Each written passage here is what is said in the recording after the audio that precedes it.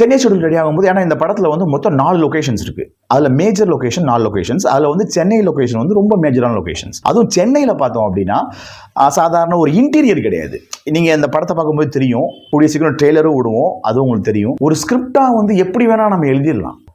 பாகிஸ்தானில் போய் நம்ம ஷாட் வைக்க போகிறோம், ஆப்கானிஸ்தானில் வைக்க போகிறோம், என்ன வேணால் எழுதிடலாம். அதை எக்ஸிக்யூட் பண்ணதுக்கு நம்ம பண்ணுவோம் பார்த்தீங்கன்னா ஒரு வேலை, அது சாதாரண வேலை கிடையாது. ஏன்னா ஒரு எக்ஸ்டீரியரில் நாங்கள் பண்ண போகிறோம் அப்படின்னு ஒரு முடிவு பண்ணோன்னே அப்போ தான் நாங்கள் வந்து லொக்கேஷன் ஹண்டிங்குள்ளே போனோம். அது ஒரு டீம் நம்ம லொக்கேஷன் ஹண்டிங் பார்த்துட்டு இருந்தோம். நான் எல்லாத்துலேயும் நான் வந்து அங்கே பார்ட்டிசிபேட் பண்ணி ஆகணும். ஏன்னா இதோட முதல் சினிமா, முதல் படம். அதுவும் இல்லாமல் நான் நினச்சி என்ன எழுதுனனோ அந்த ஒரு லைஃப் வரணும். ஏன்னா இது வந்து எண்ட் ஆஃப் த டே ஒரு வாழ்வியலான ஒரு படம். அப்படிங்கிறதுக்காக நம்ம லொக்கேஷனை பார்த்தோம். Location okay, Chennai central exterior, wall tax road, அப்புறம் வந்து ரயில்வே ட்ராக்ஸு, இது மாதிரி எல்லாமே, அதே மாதிரி சப்வே, பூந்தமல்லி ஹைவே ரோடு, இது மாதிரி எல்லாமே வந்து க்ரௌடான ஏரியா. ஆனால் ஒன்று பிளான் பண்ணோம், அதுக்கு என் கூட வந்து என் கேமராமேன் வந்து ரொம்ப ஒத்துழைச்சாரு. என்ன பண்ணாருன்னா, ஓகே நம்ம வந்து ஆர்டிஸ்ட்டை நம்ம ஹையர் பண்ணலை. எங்களுக்கு ஒரே ஒரு அட்வான்டேஜ் இருந்தது, நாங்கள் யாருமே வந்து சின்ன பசங்களாக இருந்தாலும் எல்லாமே நோன் ஃபேஸ் கிடையாது, புது பசங்களாக தான் தெரியும். அந்த புதுவெளி ஜனத்தில் ஒரு ஷார்ட் வைக்க போகிறோம் அப்படிங்கும்போது நாங்கள் அப்படி எப்படி மேனேஜ் பண்ணிக்கலாம் அப்படிங்கிற எண்ணத்தில் தான் நாங்கள் வந்து பிளான் பண்ணிவிட்டு இந்த லொக்கேஷனில் பண்ண போகிறோம் அப்படின்னா நாங்கள் பர்மிஷனும் வாங்கிட்டோங்க.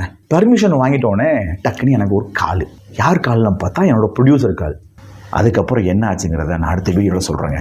Please stay tune. ஓகே.